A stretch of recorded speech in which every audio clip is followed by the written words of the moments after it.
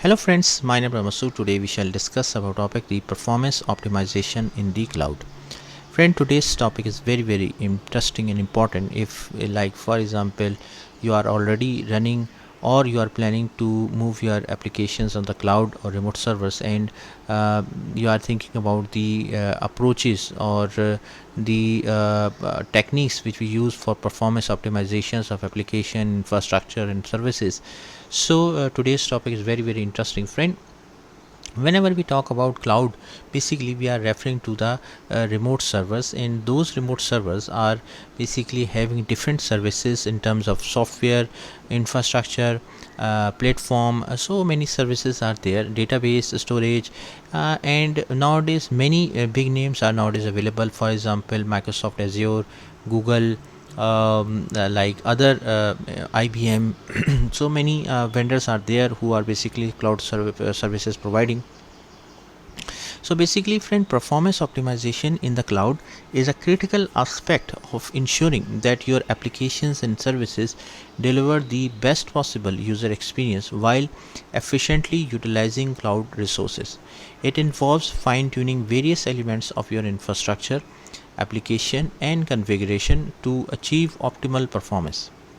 So first we will talk about resource sizing and scaling. Friend, right sizing instances is very important. Means that identify the appropriate size and types of cloud instances for your workload.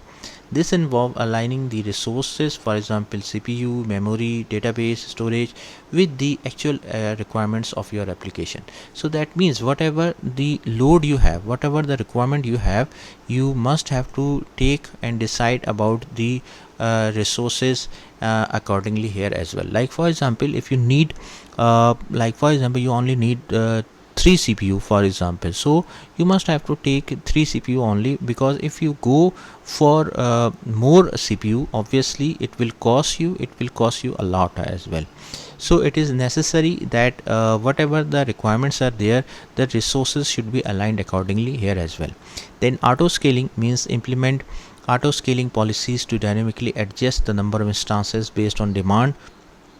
This ensures that you can handle increased traffic during peak periods and scale down during periods of lower activity, optimizing the cost here as well. Let me give you a very simple example of auto scaling, friend. Like for example, you have a online business, and during the sale period, for example, any particular event is coming. So in that particular event, the load of traffic will increase on your servers. In that case, you need more servers. After passing in that event, after few days of passing that event, the load of traffic will decrease, so you will need less resources. So basically, when the load increase, you have to increase the resources. When the load decrease, you have to decrease the resources. So that is basically automatically managed by the auto scaling option actually. Then storage optimization means choose appropriate storage types. That means utilize the most suitable storage options for your data. Cloud providers offer various storage classes, including standard, infrequent access, and archival storage. Choose based on access patterns and cost considerations here as well. Implement caching means use caching mechanisms to reduce the need for repeated data retrieval from storage, enhancing application performance. This is particularly useful for frequently accessed data here as well. Network optimizations means content delivery networks. CDN means employ CDNs to distribute content geographically, reducing latency and accelerating content delivery. This is beneficial for especially for websites, applications, and services with a global user base here as well. Then optimize data transfer means that minimize data transfer between components and services. Consider using compressed data formats and optimizing communication protocols to reduce bandwidth usage here as well. Now we can talk about application level optimization. first is the code profiling and optimization.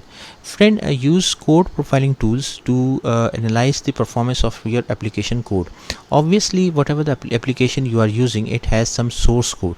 So there are nowadays tools available to analyze the code, identify and address bottlenecks, inefficient algorithms, and resource intensive operations to optimize the code execution. For example, in your code you are allocating the memory, and but not due to certain reason you are not releasing that memory, so it will obviously become an issue. Then parallel processing and multi-threading means leverage parallel processing and multi-threading capabilities to distribute workloads across multiple CPU cores, improving overall application performance here as well. So multi-threading and multi-processing is also a very good approach for application level optimization. Then database performance optimizations. First we will talk about query optimization. Friend, whenever in the database, it is very important to optimize your query, because whenever you are fetching the data from the database, if your query is not optimized, if your query has problems, so obviously it will slow down the system, it will slow down the fetching of data here as well. So optimize database queries to reduce execution time.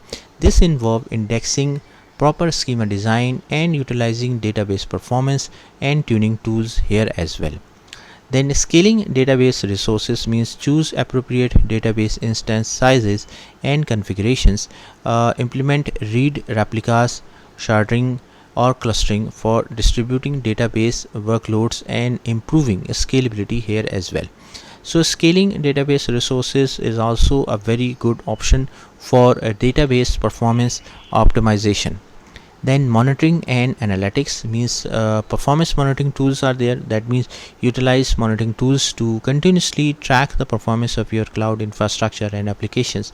Obviously, once the application is deployed, you must have to see that how the things are going, what is the performance, and this includes metrics related to like for example CPU usage, memory utilization, network latency, downtimes are there. So there are appropriate tools are available nowadays through which you can monitor the performance of things.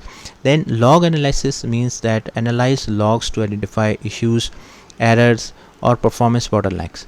Log aggregation and analysis tools can help automate the process of identifying and resolving those issues here as well. Then load testing and benchmarking means conduct load tests to simulate various levels of user activity and measure how your application performs under different conditions. This helps identify potential bottlenecks and scalability issues here as well.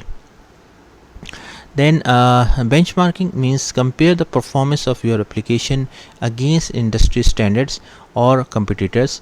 See, benchmarking provides insights into areas that may need improvement to meet or exceed the performance expectations here as well. So this is also a very good approach for to improve the performance.